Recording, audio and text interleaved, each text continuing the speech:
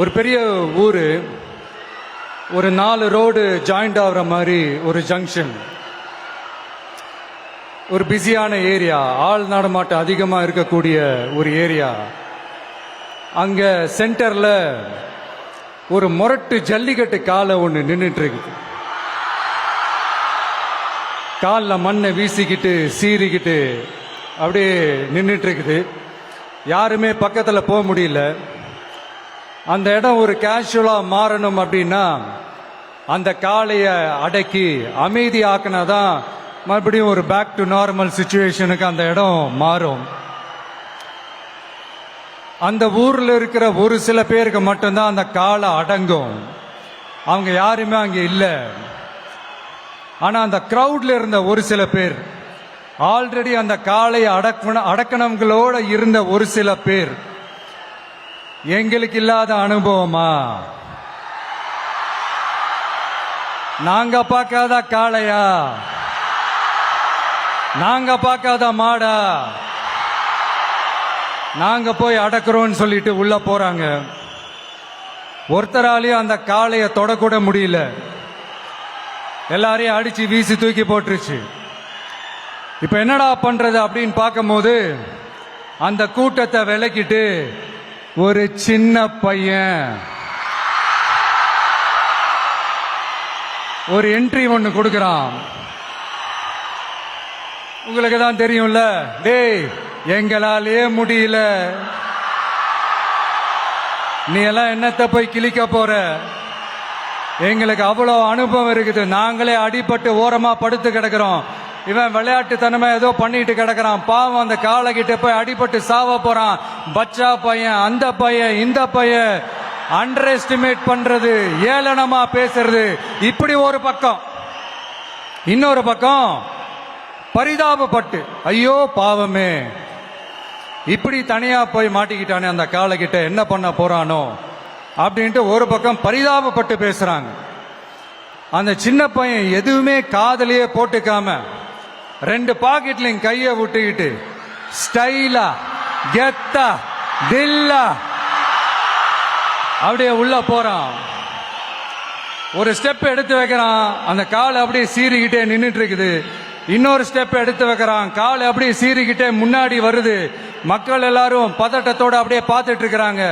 இன்னொரு ஸ்டெப் எடுத்து வைக்கிறான், கால் அப்படியே முட்டை வரும்போது பாக்கெட்டுக்குள்ள மறைச்சு வச்சிருந்த 2 புல்லுக்கட்டு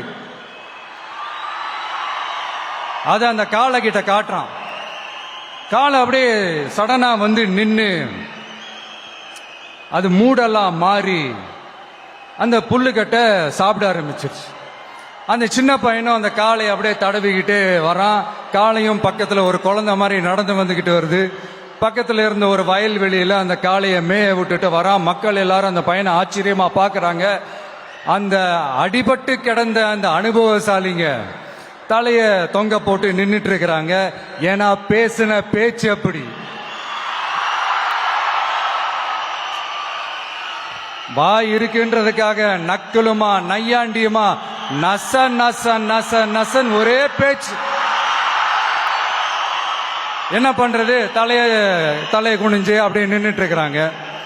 அங்க ஒரு பெரியவர் வர்றார். வந்து அந்த பையன்கிட்ட கேட்கிறாரு, எப்படிப்பா இப்படி ஒரு முரட்டு காலை சீறிட்டு நின்றுட்டு இருந்தது, எப்படி அந்த காளையை அடக்கின அப்படின்னு கேட்டதுக்கு அந்த பையன் சொல்றான், ஐயா எனக்கு அந்த காளையை பார்த்தா கோபமா இருந்த மாதிரிலாம் எனக்கு தெரியல, அந்த காலை பசியோட இருந்த மாதிரி இருந்தது, அதனாலதான் அந்த புல்லுக்கட்டை காமிச்சவன ஓகே நமக்கு தேவையானது கிடைச்சிருச்சு அப்படின்னோடனே அந்த புல்லுக்கட்டை சாப்பிட்டுட்டு நம்மளோட அப்படியே ஜாலியா வாக்கிங் வந்துருச்சு அப்படின்னு சொன்னான். இதை கேட்ட அந்த பெரியவர் சொன்னாராம், இந்த சின்னவங்க பெரியவங்க அனுபவம் இருக்கிறவங்க அனுபவம் இல்லாதவங்க இதெல்லாம் விஷயமே கிடையாது. யாரா இருந்தாலும் அந்த சூழலுக்கு ஏத்த மாதிரி அந்த சிச்சுவேஷனுக்கு தகுந்த மாதிரி என்ன பண்ணி அந்த ப்ராப்ளம சால்வ் பண்றான், ஏது பண்ணி அந்த ப்ராப்ளம சால்வ் பண்றான், அதுதான் விஷயமே, அதுதான் மேட்ரு. சோ நீ சூப்பர்ப்பா, என்ன ப்ராப்ளம் வந்தாலும் நீ சால்வ் பண்ணிடுவ அப்படின்னு முதுகுல தட்டி கொடுத்துட்டு அந்த பெரியவர் போறார். இப்போ அந்த கதையில அந்த முரட்டு ஜல்லிக்கட்டு காலை தான் நம்ம தமிழ்நாட்டு அரசியல் களம். அந்த பெரியவர் தான் நம்ம தமிழக மக்கள். அந்த பாக்கெட்டுக்குள்ள ஸ்டைலா தில்லா கெத்தா ஒருத்தன் உள்ள வந்தான் பாருங்க, அவன்தான்